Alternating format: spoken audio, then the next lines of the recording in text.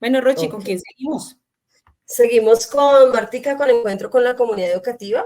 FECODE, MEN, discuten criterios y modifican normativas para enfrentar esta crisis de plantas de personal. Entonces tenemos a varios invitados. Martica, tenemos a Dayana Ramírez, a Miguel Ángel Pardo, a Luis Rico, docente de la SED, y bueno, aquí ya los tenemos en este momento. Sí, Dayana, buenos días. Miguel, buenos días. Bueno, muy buenos Dayana, días para todos y Muy buenos todos. días. buenos días también a nuestro compañero Luis Eduardo Rico, buenos días. Buenos días, compañeros, compañeras. Cordial saludo, gracias por la invitación. Miguel Ángel Pardo también nos está acompañando en este día. Muy buenos días, Miguel. Muy buenos días, un saludo vital fraternal y paveico a ti, Rocío, a Marta Liliana, más conocida como La Primita, y por supuesto a Carlos Chacón, nuestro intérprete en lengua de señas, y bueno, a nuestros compañeros relevos generacionales en liderazgo de Somos Fuerza Educativa y de la ADER, nuestra compañera Dayana Ramírez, para nosotros, integrante del Comité Ejecutivo de la Subdirectiva Bogotá y Cundinamarca, pese a los resultados de última hora, y por supuesto a nuestro compañero Luis Eduardo Rico del CEIT FECODE. Un abrazo y con gusto participar en esta conversa. Bueno, ¿cómo hacemos, Marta Liliana y Rocío? Ustedes son las que yo hago caso como hago en la casa. Entonces, Bueno, pues eso está bien. Pues arranquemos con Luis Eduardo, que está como en la calle, estás como por fuera. No, yo lo que veo es que está como en la ventana, pero me parece bien. Oh. Bueno, yo creo que se trata de que en este momento en desarrollo de los acuerdos FECO de gobierno hemos planteado unas modificaciones, pues hemos estado atendiendo el tema con anterioridad del tema de plantas de personal, que para nosotros es sustancial en la política educativa pública. Entonces, dicho eso, pues sí, démosle la palabra a los compañeros y yo pues hablaré de algunas cosas de última hora. Hemos hablado con los compañeros de manera previa en unas sesiones de estudio que hemos tenido, pero creo que vale la pena conversar y que desde los puestos de que están los compañeros y compañeras podamos tener las apreciaciones sobre lo de las plantas de personal. Ayana, primero o Lucho, pues ustedes dirán. Yo aquí disqueando la palabra y la palabra la da Rocío y Marta, imagínense. Bueno, pues arranquemos con Luis Eduardo y luego vamos con Dayana. ¿Qué les parece? Listo. Entonces, bueno, reitero mi saludo, agradezco el espacio y resaltamos la importancia de este tipo de espacios de encuentros justamente en los que podemos pensar, reflexionar y proyectar desde el discurso algunos de los elementos que justamente son los que resultan orientando nuestras prácticas, resultan orientando la forma en la que vemos estos momentos de cambio y estas coyunturas necesarias. Señalar que en cuanto a este asunto de la estabilización de las plantas de personal, me parece a mí, dentro de la multiplicidad de aspectos, creo yo, o quisiera proponer la importancia de pensar tres asuntos. El primero, que sí, evidentemente hay una propuesta de modificación que pretende matizar el impacto negativo que las últimas, o bueno, no solamente las últimas, sino que la tendencia a la reducción de las plantas de personal en perspectiva o por acción más bien de una visión neoliberal aplicada justamente a la educación de manera unidireccional, que pretende cambiar las perspectivas mismas de la educación, hace un énfasis de alguna manera regulatorio a partir de algunos asuntos que tienen que ver con la tendencia a estabilizar por vía de los traslados, por vía de ciertos matices que al menos circunstancialmente pueden llegar a proveer algunos elementos para una relativa estabilidad o al menos para matizar los efectos negativos de otros factores que de manera mucho más estructural se vienen generando y vienen afectando la presencia de los compañeros y compañeras en la escuela y pues por supuesto las finalidades mismas de la educación. Yo quisiera en esta primera intervención, y con esto digo, imagino que tendré otra intervención más adelante, pero simplemente como matizar, presentar un elemento como el marco normativo que creo que es importante reflexionar. Tiene que ver con de alguna manera parte del origen en el que, o del momento, del lugar mismo desde el que surge este problema, que tiene que ver con el decreto 3020 de 2002, que es el que está en cuestión. Yo quiero allí como presentar, me parece que es importante revisar como el espíritu mismo de la normativa, pensar elementos como los que se proponen en términos de los criterios en el artículo 3, tiene que ver con el asunto de la equidad, que vista así en términos genéricos parece algo la palabra misma pareciera hablar de simetría, el asunto del mejoramiento de la calidad, que ya sabemos las consabidas consecuencias de la concepción neoliberal de este término, y el tercero que me parece absolutamente cuestionable. El mismo concepto daría para unos diálogos y unos debates muy interesantes, que es el asunto del incremento de la eficiencia. Llamar la atención sobre esto porque me parece a mí, que es justamente este crecimiento de la eficiencia, este crecimiento de concebir la educación misma y los escenarios educativos como centros de reproducción de la tasa de eficiencia, de la tasa de crecimiento de valor, de las relaciones mercantiles, los que de alguna manera han llevado, entre muchas otras consecuencias, a que el asunto de las relaciones o de la presencia de los compañeros y de las compañeras en la escuela se vean afectadas justamente por la disminución de las plantas de personal.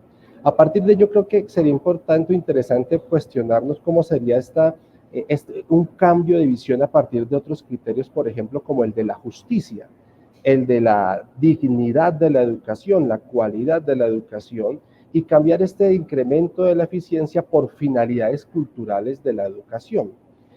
Otro asunto, y ahí cerraría este primer momento, digo yo, es revisar el asunto planteado en el artículo 4 de los criterios generales para la distribución de las plantas de personal, que me parece que allí hay un elemento muy interesante que tiene que ver con las particularidades de las regiones y de los grupos poblacionales, que es un aspecto que efectivamente en la actualidad no reduce, no acontece.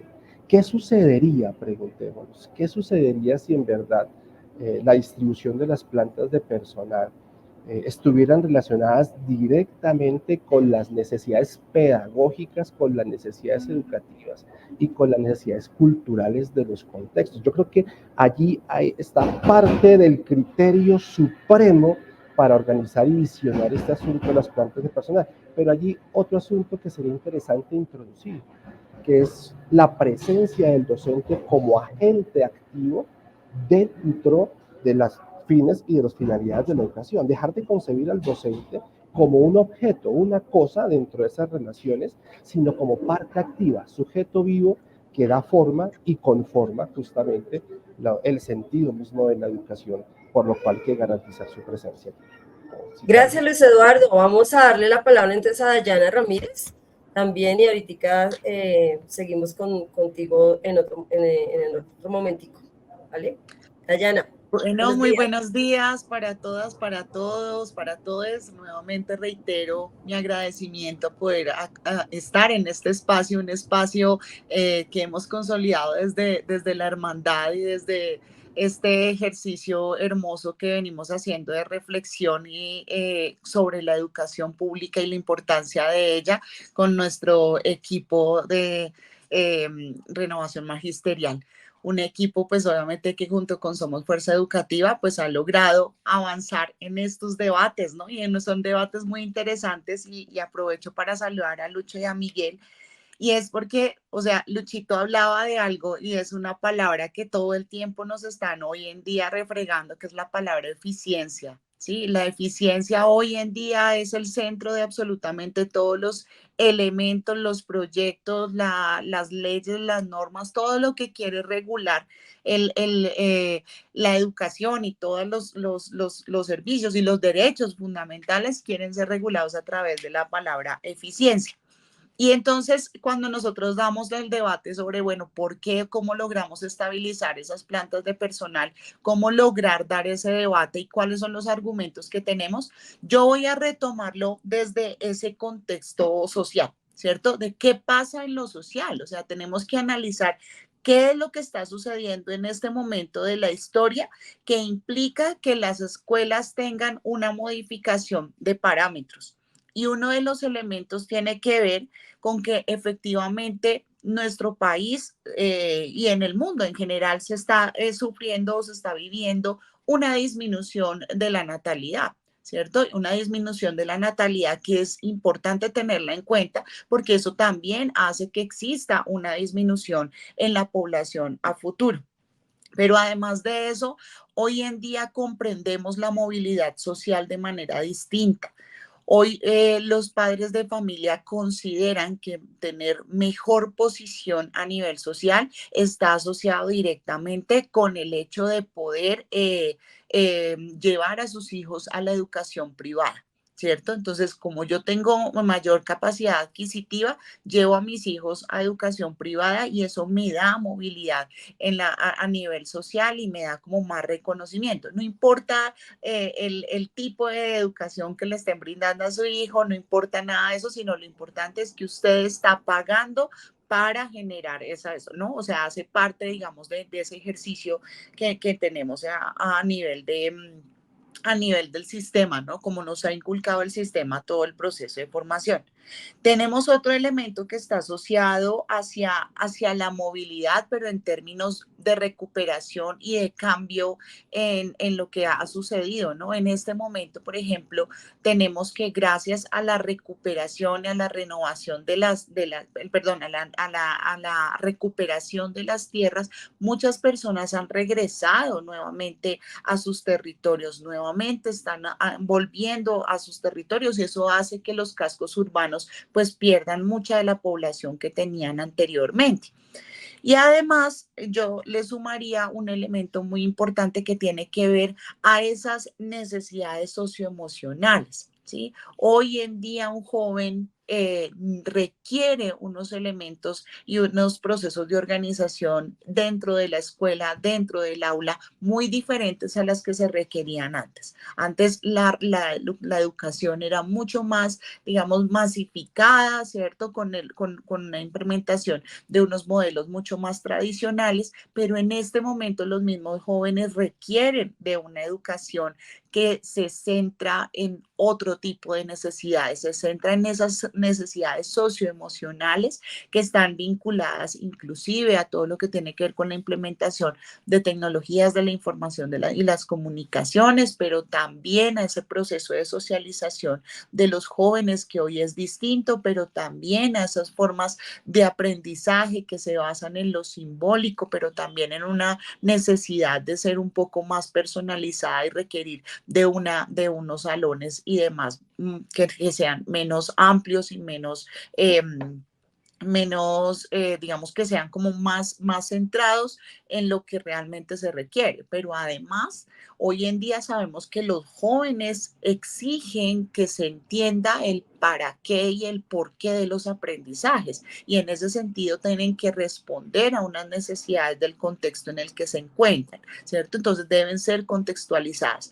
Cuando nosotros miramos todo esto desde esta mirada tan amplia y de estos elementos tan amplios, pues es importante decir, oiga, la única manera de lograr abordar todos estos elementos que se plantean a nivel social y a nivel cultural están asociados a dos elementos principales. Uno, la necesidad de revisar y reducir todo lo que tiene que ver con los parámetros, ¿cierto? Los parámetros en las aulas de clase, los parámetros asociados incluso a las normas técnicas asociadas a los espacios de trabajo, pero segundo también a esa necesidad de implementar proyectos, ¿cierto? Que permitan y que redunden no solamente en esa respuesta a las necesidades que están planteando los mismos jóvenes hoy en día, sino que también respondan a las necesidades que se han presentado, por ejemplo, como producto de todo este proceso histórico que vivimos del COVID,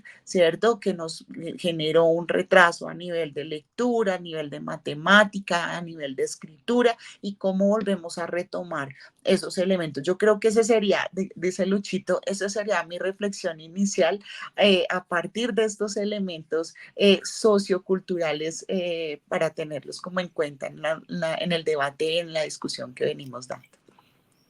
Gracias, Dayana. Vamos entonces con Miguel. A ver, Miguel. Bueno, yo creo que los compañeros y compañeras, con la frescura de los años, han expresado lo que ha pasado y lo que está pasando y unas alternativas.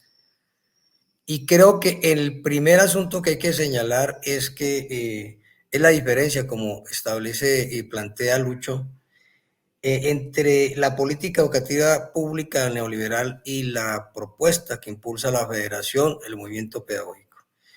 Y para esa política neoliberal puede haber una educación de calidad sobre la base de que no haya dignificación de la labor pedagógica ni para niños, ni para niñas, ni para jóvenes, ni para maestros, maestras y demás trabajadores de la educación. Es decir, ese es el primer asunto y nosotros señalamos es que la dignificación de la labor pedagógica de todos los integrantes de la comunidad educativa es absolutamente necesaria y además es un derecho humano y fundamental para poder desarrollar en mejores condiciones lo que es el objeto de la escuela, que es la apropiación y la generación de nuevo conocimiento. Entonces, digamos, es un primer criterio que nosotros tenemos que tener. En segundo lugar, que pues la escuela de hoy, como lo ha expresado muy bien claramente Dayana, esta es otra escuela. Y entonces estamos en un rezago que nos impuso, un rezago adicional, porque ya para el 2001 estábamos en rezago, pero un rezago adicional con el acto legislativo 01 del 2001, que impone lo que se llama pues el eventicismo que haya señalado Dayana y que tiene unos efectos y unas concreciones en materia de reducir la planta de personal, teniendo unos efectos desastrosos y de agresividad y atentado contra los niños, niñas y jóvenes, además de la sobrecarga laboral de los maestros y maestras. Por ejemplo, y siempre insistiré, un efecto es nada menos ni nada más que los niños y niñas de Colombia no tienen derecho a los maestros de todas las áreas en preescolar y primaria. Es decir, siglo XXI, el maestro de aula o la maestra de aula normal, generalmente le toca matemáticas, etcétera, solo titulares de curso.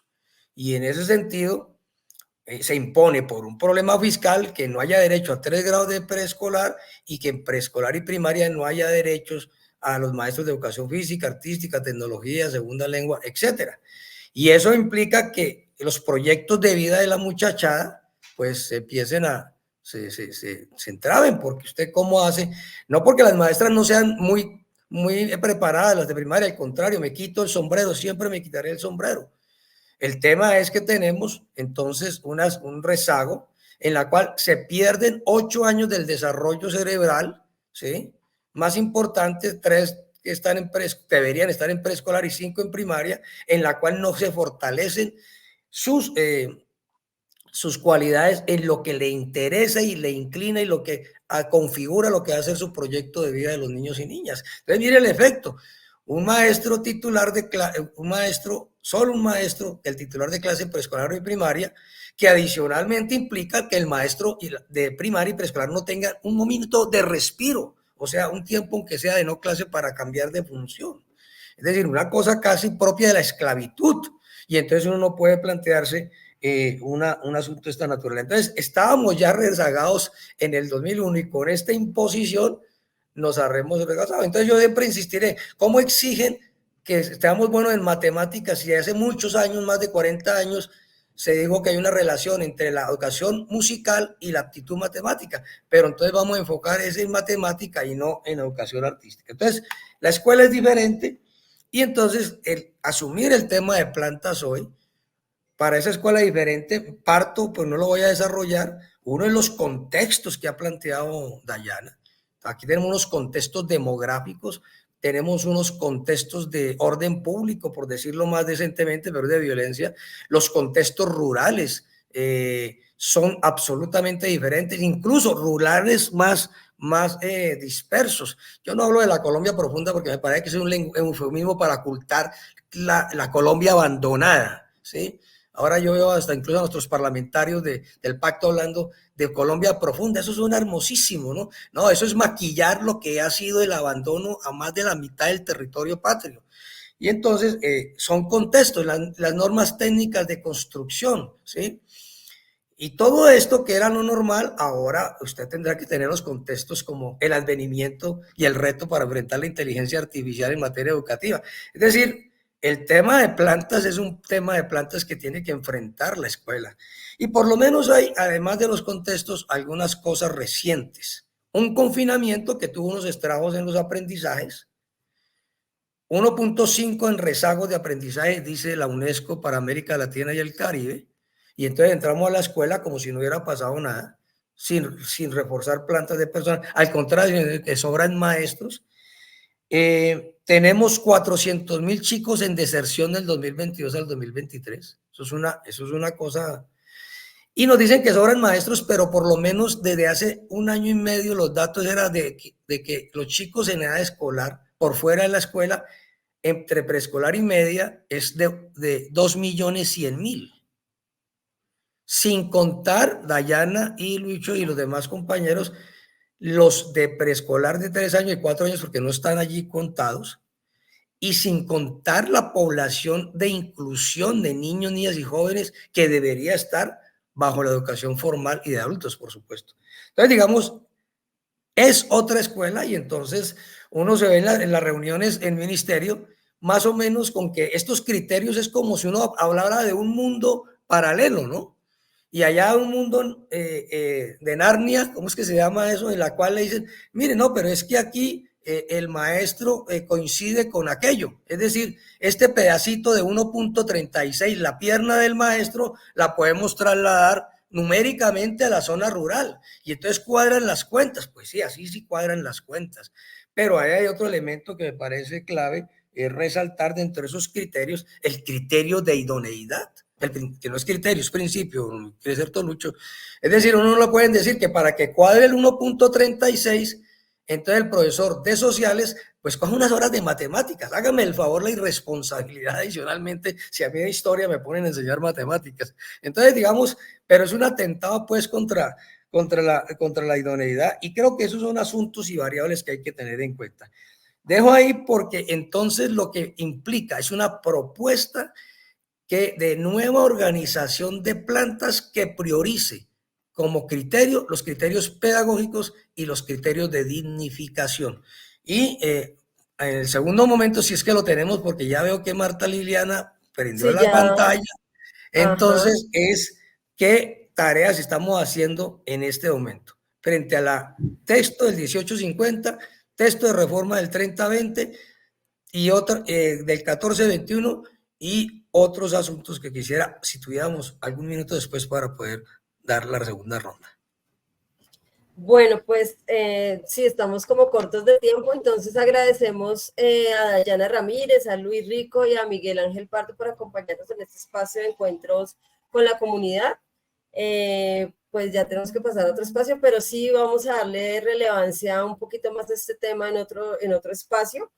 Ya los estaremos invitando nuevamente. Muchísimas gracias. Pero un minuto de cierre para cada uno. Nos comprometemos. Exactamente. Muchísimas gracias por este espacio y por darnos un... ¿Señor? Danos un minuto de cierre y nos comprometemos a que sea un minuto de cierre. Listo, bueno, entonces un minuto de cierre cada uno y listo. Muchísimas gracias, dale. Dale, Lucho. Bueno, listo, voy yo, gracias. Esto se puso bueno y ya se acabó.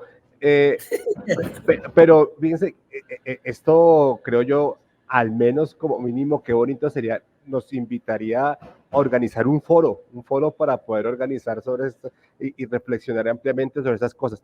3 elementos, solo para mencionar. El primero, con respecto a lo que dice Miguel y en sustento a lo que dice Dayana, esto nos lleva indudablemente a pensar nuestras concepciones de ciencia y el lugar de la educación pública preescolar, básica y media con relación a la ciencia. La escuela no puede seguir siendo en el estatuto y en la organización institucional del Estado un espacio simplemente para reproducir cosas. Aquí también se hace ciencia y se piensa, se fabrica conocimiento y a eso hay que apostarle. Segundo, tenemos que imaginarnos otros horizontes, construir la escuela desde otros horizontes y crear la pedagogía desde otros horizontes. Y tercero, en los acuerdos FECODEMEN hay un elemento de una potencia indiscutible, que es la reforma curricular.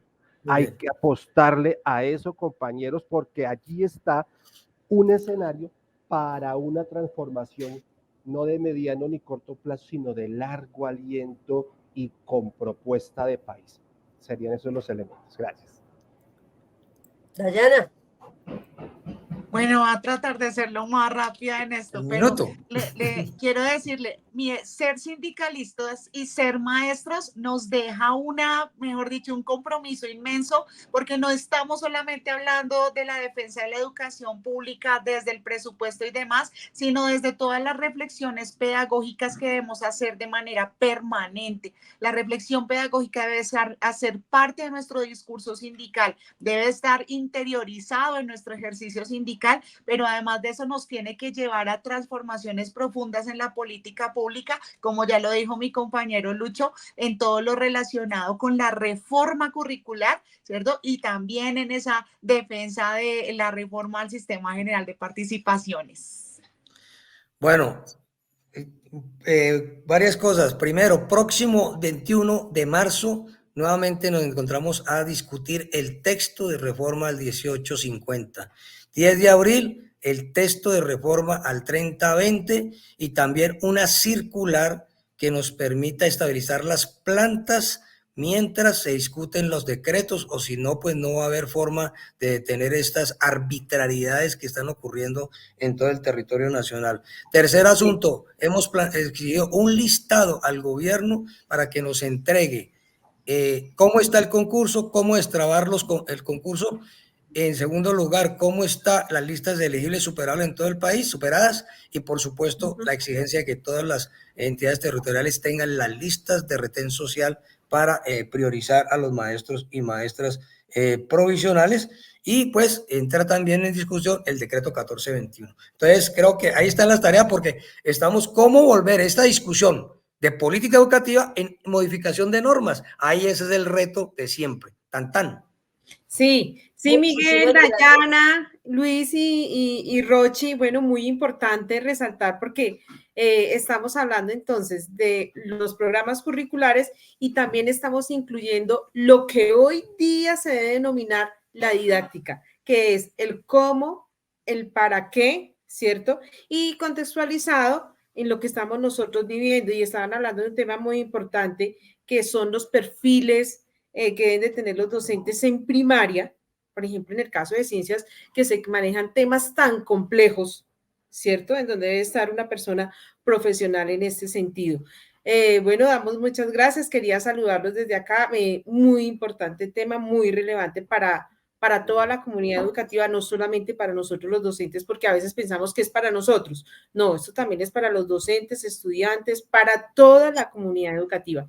Muchas gracias y bueno, esperamos volver a tener una conversación tan amena. Segundo round la próxima semana, yo les propongo. Mucha tela por cortar, muchísimas gracias a todos, a nuestros invitados. Y Martica, ¿con qué continuamos? Gracias. Bueno, feliz fin de semana, hasta luego.